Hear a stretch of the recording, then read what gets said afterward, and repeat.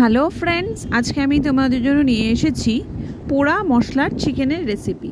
প্রথমে আমি এখানে মশলাগুলোকে পুড়িয়ে নেব। আমি পেঁয়াজটাকে পুড়িয়ে নিচ্ছি একে একে। আদা, রসুন, কাঁচা লঙ্কা, টমেটো সবগুলো আমাকে পুড়িয়ে নিতে হবে। এখানে আমি কাঁচা লঙ্কা নিয়েছি বেশ কিছু, কারণ আমি 1 কেজি চিকেন রান্না করছিলাম 1 কেজি মতো। তো এখানে আমি 10-12টা মতো কাঁচা লঙ্কা নিয়েছি। যে যেরকম ঝাল খাবে সেই পরিমাণ কাঁচা লঙ্কা নেবে। রসুনটাকেও পুড়িয়ে নিচ্ছি ভালোভাবে। তারপর আমি টমেটোটাকে পুড়িয়ে নিচ্ছি।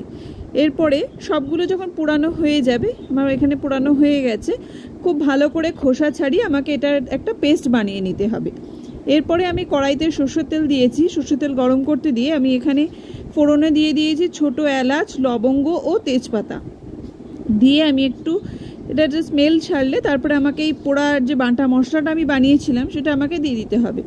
দিয়ে আমাকে খুব ভালো করে ভাজা ভাজা করতে হবে।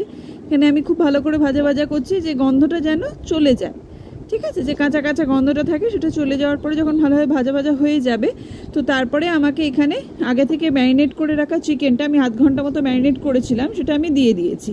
তার সাথে দিয়েছি শুকনো লঙ্কা, মানে কাশ্মীরি লঙ্কার গুঁড়ো, হলুদ ও সামান্য পরিমাণে চিনি ও নুন দিয়ে আমি এই মশলাটা দিয়ে খুব ভালো করে চিকেনটার সাথে কষিয়ে নিচ্ছি মোটামুটি 10-15 মিনিট মতো। খুব ভালো করে চিকেনটা কষানো হয়ে গেলে এবার আমি জল দিয়ে চিকেনটাকে সেদ্ধ হতে দেব। চিকেনটা ভালোভাবে মাখিয়ে নিয়ে আমি জল দিয়ে দেব। জল দিয়ে এটা ফুটতে দিতে হবে মোটামুটি যতক্ষণ না চিকেনটা সুসেদ্ধ হয়ে যাচ্ছে। চিকেনটা যখন সুসেদ্ধ হয়ে যাবে, নামিয়ে দিলেই তৈরি হয়ে যাবে আমাদের পোড়া মশলার চিকেন। খেতে অসাধারণ হয়, একটা অন্যরকম রেসিপি। বন্ধুরা, ট্রাই করে দেখো।